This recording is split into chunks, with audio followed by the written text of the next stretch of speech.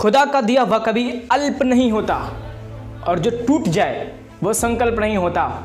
और हार को हमेशा जीत से दूर ही रखना, क्योंकि जीत का कोई विकल्प नहीं होता। और जीतता वही है जिसका एटीट्यूड शानदार होता है। जब कोई एटीट्यूड बोलता है, तुम्हारे मन में एक अलग ही धारणा बनती है, एक अलग ही पिक्चर बनता है। आज इस वीडियो में मैं इन्हीं दो टॉपिक पे बात करने वाला हूं, एटीट्यूड एंड बिलीफ सिस्टम। अगर आपका एटीट्यूड और आपका बिलीफ सिस्टम दोनों मिल गया तो आप कमाल कर सकते हैं।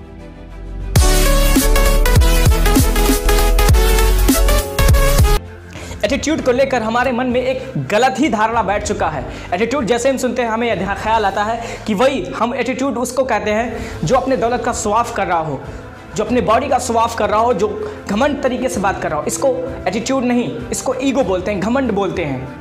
एटीट्यूड का मतलब होता है मनोदृष्टि। आप बुरे से बुरी परिस्थितियों में आप खुद को कैसे संभालते हैं और उस परिस्थिति का कैसे सामना करते हैं, ये होता है आपका एटीट्यूड। किसी ने क्या खूब कहा है कि ताउम्र लगा रहा परिस्थितियां बदलने को गालिब, मनोस्थिति बदली परिस्थितियां खुद ब खुद बदल गईं। आपका एटीट्यूड अगर शानदार है तो आप बुरी से बुरी परिस्थितियों से भी निकल सकते हैं। अगर आपका भी मनोदृष्टि एटीट्यूड शानदार है तो आप भी शेर की तरह पूरे जंगल पे हुकूमत कर सकते हैं। शेर ना तो जंगल में सबसे बड़ा जानवर है, ना तो सबसे लंबा जानवर है, ना ही सबसे ऊंचा जानवर है, और ना ही सबसे चालाक जानवर है। फिर भी ये पूरे जंगल पे हुकूमत करता है। क्यों? क्योंकि इसका एटीट्यूड बहुत शानदार है, इसकी मनोदृष्टि बहुत शानदार है। ये जब भी किसी बड़े जानवर को देखता है, हाथी को देखता है, तो इसके जहन में एक ही ख्याल आता है, बस सामने वाला मेरा भोजन है और इसको मुझे खाना है। और जब कोई जानवर शेर को देखता है तो उसके जहन में ख्याल आता है कि बस ये शेर है, आएगा, मारेगा और मुझे खा जाएगा। दोनों में सिर्फ एक ही अंतर है, वो अंतर है मनोदृष्टि, एटीट्यूड का। शेर से एक चीज़ हम और सीख सकते हैं कि आपको ज़िंदगी में सफल होने के लिए, अपने लक्ष्य को पाने के लिए ना तो स्मार्ट होने की ज़रूरत है, ना अमीर होने की ज़रूरत है, ना फेमस होने की ज़रूरत है। बस आपका एटीट्यूड बेहतरीन होना चाहिए और शानदार होना चाहिए। आप ज़िंदगी में फर्ज से अर्श तक पहुंच जाए। अब हम बात करते हैं बिलीफ सिस्टम की। अगर आपका बिलीफ सिस्टम स्ट्रांग है तो आप पूरी दुनिया को बदलने की ताकत रखते हैं। एक ऐसे ही महिला के बारे में मैं बताऊंगा आपको, जिनको हम और आप अरुणिमा सिन्हा के नाम से जानते हैं। एक बार अरुणिमा सिन्हा ट्रेन से लखनऊ से दिल्ली जा रही थी और रास्ते में कुछ बदमाशों ने उनके गले के चैन को खींचने की कोशिश की।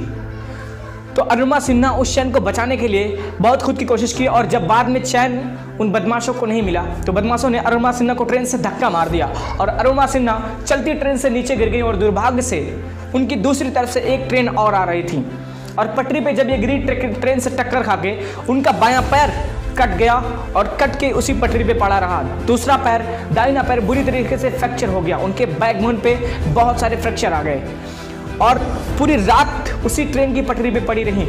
ट्रेन पे जो पटरियां पे छोटे छोटे चूहे होते हैं, वो चूहे उनके रात भर पैर को खाते रहे।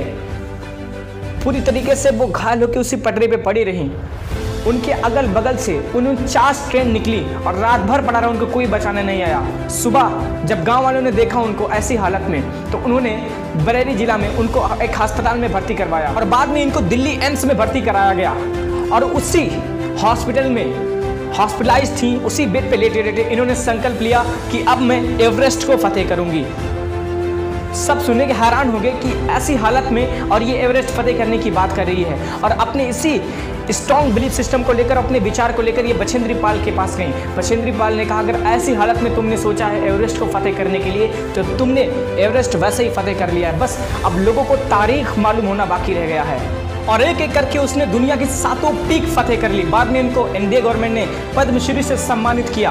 कहते हैं आदमी विकलांग शरीर से नहीं मन से होता है, और अगर मन से विकलांग हो गया तो जिंदगी भर के लिए विकलांग हो गया।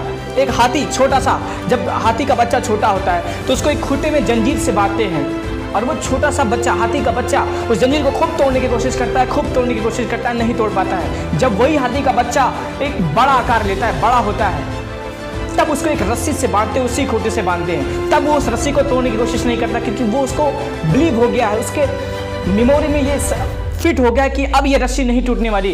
वो अपनी ताकत को भूल जाता है कि वो अगर चाहें तो उस रस्सी को नहीं, अगर जंजीर से भी बंधा हो तो जंजीर को पेड़ के सहित उखाड़ दे उसको। वो अपनी ताकत को भूल जाता है। वक्त है आपको अपनी ताकत को पहचानने का, वक्त है अपने बिलीफ सिस्टम को स्ट्रांग करने का, अपने एटीट्यूड को शानदार करने का। मैं उम्मीद करता हूं कि आपका एटीट्यूड और आपका बिलीफ सिस्टम दोनों बदलेगा और आप कमाल करेंगे।